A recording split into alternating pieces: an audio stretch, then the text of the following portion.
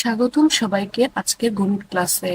আশা করছি তোমরা সবাই ভালো আছো এবং মজায় মজায় পড়াশোনা করছো। চলো তাহলে আজকের ক্লাসটা শুরু করা যাক। আজকের আলোচনা গল্পে গল্পে সংখ্যার ধারণা, প্রাচীনকালের গণনা পদ্ধতি। যা যা শিখবো প্রাচীনকালের গণনা পদ্ধতি। চলো তাহলে মূল পাঠ থেকে বুঝে নেই। আচ্ছা, আমাদের হাতে তো 10টা আঙ্গুল আছে, তাই না? আমরা 100 বা 200 কিভাবে গুনতে শুরু করলাম? প্রশ্নটা সুন্দর। আচ্ছা, প্রাচীনকাল বলতে কি বোঝায় দেখি। প্রাচীনকাল বলতে ঠিক কিন্তু এরকম কিছু পশু চামড়া পরা মানুষই আমাদের চোখে ভেসে ওঠে। তখন কিন্তু এখনকার মতো এত ফ্যান, লাইট বা কম্পিউটার, কোনো যন্ত্রপাতি, আসবাবপত্র ইত্যাদি ছিল না। তখন মানুষ শুধু পশু শিকার করতো আর ফলমূল খেয়ে বেঁচে থাকতো। তাহলে মানুষ গণনা করতে শিখলো কোথা থেকে? মানুষের কোনো কিছু গণনা করার চেষ্টা থেকেই সংখ্যার উৎপত্তি। কিন্তু মানব সভ্যতার শুরুর দিকে গণনার ব্যবস্থাটি এতটা উন্নত মানের ছিল না। তখন মানুষ আঙ্গুল, কাঠি, নুড়ি পাথর ইত্যাদির সাহায্যে বা কোথাও দাগ কেটে কেটে গণনা কার্য সম্পাদন করত। সভ্যতার বিকাশের সঙ্গে মানুষের গণনা করার রীতি পরিবর্তন হয়েছে। এভাবে একসময় মানুষ সংখ্যা আবিষ্কার করে ফেলে। শুরুর দিকে বিভিন্ন সাংকেতিক চিহ্ন, বর্ণ, জীবজন্তুর চিহ্ন বা অন্যান্য প্রতীকের মাধ্যমে সংখ্যাকে সূচিত করা হতো। কিন্তু ক্রমে কৃষিকাজ ও পশুপালনের অগ্রগতির সঙ্গে সঙ্গে মানুষের বড় সংখ্যা ব্যবহারের প্রয়োজনীয়তা দেখা দেয়। ফলে তখন বিভিন্ন চিহ্ন, প্রতীক বা দাগ টেনে সংখ্যা প্রকাশ করা মানুষের জন্য অতীব কষ্টসাধ্য হয়ে পড়ে। এরপরে আসলো ট্যালি পদ্ধতি। আনুমানিক খ্রিস্টপূর্ব 4000 সালের দিকে মানুষ মোটামুটি বড় সংখ্যা প্রকাশে সক্ষম একটি পদ্ধতি আবিষ্কার করে, যার নাম হলো ট্যালি। কিন্তু এই সময় দেখা গেল ট্যালি পদ্ধতিতে হাজার বা লাখের ঘরের সংখ্যা প্রকাশের ক্ষেত্রে বিভিন্ন সমস্যা হচ্ছে। ট্যালি চিহ্ন মূলত ছিল তাদের কাছে খুব সহজ একটা উপায়। প্রাচীনকালে মানুষ হাঁস, মুরগি, গরু, ছাগল পালন করত এবং সেগুলো গুনে রাখার একটা প্রয়োজনীয়তা ছিল। গণনার জন্য তারা একটা দাগ দিত, এভাবে দাগ কেটে কেটে তারা গণনা করত। এটাই হলো ট্যালি চিহ্ন।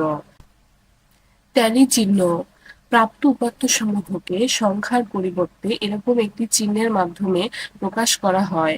এই চিহ্নটাকেই বলা হয় ট্যালি চিহ্ন। উপাত্তের সংখ্যাসূচক তথ্যরাশির মান কোনো না কোনো শ্রেণীতে পড়ে। শ্রেণীর বিপরীতে সাংখ্যিক মানের জন্য ট্যালি চিহ্ন দিতে হয়। এখানে ট্যালি চিহ্নগুলো প্রকাশ করা হয়েছে। কোন শ্রেণীতে 5টি ট্যালি চিহ্ন দিতে হলে 4টি দেওয়ার পর পঞ্চমটি আড়াআড়ি ভাবে কেটে দিতে হয়। 1-এর জন্য ট্যালি চিহ্ন এভাবে 1, 2-এর জন্য 2, 3-এর জন্য 3, 4-এর জন্য 4, 5-এর জন্য এভাবে 5, 5-এর জন্য কি হবে 4 পর্যন্ত 4টি দাগ কেটে 5 নাম্বার দাগটা আড়াআড়ি ভাবে দিতে হবে। এটা হচ্ছে 5-এর ট্যালি চিহ্ন। 6-এর ক্ষেত্রে 5 দেওয়ার পরে আরেকটি 1 দিতে হবে। 7-এর ক্ষেত্রে 5 দেওয়ার পরে 2, এভাবে চলতেই থাকবে। লিখিত সংখ্যা পদ্ধতির প্রবর্তন ঘটে খ্রিস্টপূর্ব 4000 সালে ট্যালি চিহ্নের মাধ্যমে। এরপর খ্রিস্টপূর্ব 3400 সালে রোমানরা তাদের নিজস্ব বর্ণমালা ব্যবহারের মাধ্যমে রোমান সংখ্যা পদ্ধতি চালু করে। খ্রিস্টপূর্ব 2000 সালের দিকে সুমেরীয় সভ্যতার উত্তরসূরি ব্যাবিলনীয় সভ্যতার সঙ্গে গণনার 60 ভিত্তিক একটি সংখ্যা পদ্ধতি ব্যবহৃত হয়। এই 60 ভিত্তিক গণনা পদ্ধতি এখনো আমরা অনেক ক্ষেত্রে ব্যবহার করি, যেমন 60 সেকেন্ডে 1 মিনিট বা 60 মিনিটে 1 ঘন্টা ইত্যাদি। কাছাকাছি সময়ের মায়া সভ্যতা গণনার জন্য 20 ভিত্তিক বা 5 ভিত্তিক সংখ্যা পদ্ধতি ব্যবহার করা হয়, যা মেয়ান নামে পরিচিত। প্রাচীনকাল থেকে মানুষ 2 হাতের 10টি আঙ্গুলের মাধ্যমে গণনা করত। এজন্য এক অঙ্ক থেকে তার পার্শ্ববর্তী অঙ্ক 10 করে বৃদ্ধি পেত এবং ধীরে ধীরে গণনার এই পদ্ধতিটি মানুষের কাছে বেশ জনপ্রিয় হয়ে ওঠে। পাশাপাশি শূন্য এর ব্যবহার 10 ভিত্তিক সংখ্যা পদ্ধতিকে অধিক জনপ্রিয় করে তোলে। এভাবে খ্রিস্টপূর্ব 400 সালের দিকে ভারতবর্ষে 10 ভিত্তিক সংখ্যার প্রচলন ঘটে। খ্রিস্টপূর্ব 498 সালে প্রাচীন ভারতীয় গণিতবিদ আর্যভট্ট রচিত একটি কাব্যে পাওয়া যায় স্থানম স্থানম 10 গুণন, অর্থাৎ স্থান হতে স্থানে 10 গুণ। এটি আসলে বর্তমানে স্থানিক দশমিক সংখ্যা পদ্ধতিকে নির্দেশ করে। 10 ভিত্তিক সংখ্যা পদ্ধতিতে 0 থেকে 9 পর্যন্ত এই 10টি অঙ্ক ব্যবহার করে যে কোনো সংখ্যা প্রকাশ করা হয়।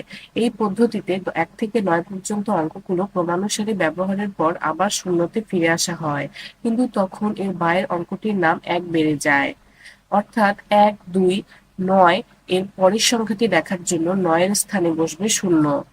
1, 2, 3, 4, 5, 6, 7, 8, 9 এভাবে যাওয়ার পরে 9 এর পরে আর 10 বসবে না, 9 এর পরে বসবে 0, কিন্তু এর বাইরের অঙ্কটির মান 1 বেড়ে যাবে, অর্থাৎ পরবর্তী সংখ্যা হবে 10।